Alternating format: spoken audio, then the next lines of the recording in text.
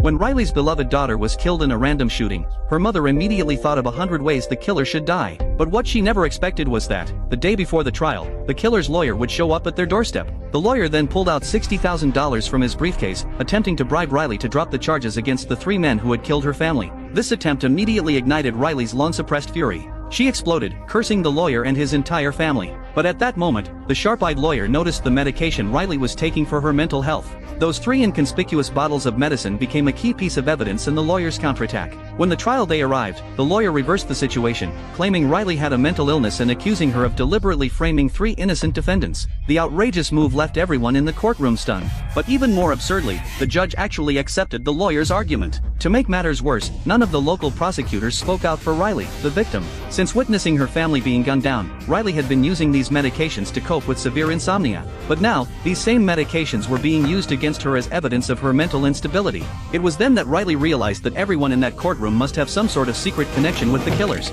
This realization only strengthened her resolve for revenge. She vowed to make them all pay the price for what they had done. However, the situation took a darker turn. The group of people in the courtroom seemed intent on sending Riley to a terrifying mental institution, believing her to be insane. Just as the door to the vehicle was about to close, Riley spotted an oxygen tank nearby. Barefoot, she managed to run for half an hour, finally escaping the clutches of these demons. From that moment on, Riley disappeared without a trace. 5 years later, the police discovered the bodies of three men who had fallen from a Ferris wheel, each of their faces contorted in agony, as if they had suffered some severe form of torture. When the police investigated further, they found out that these three men were none other than the very killers who had slaughtered Riley's entire family.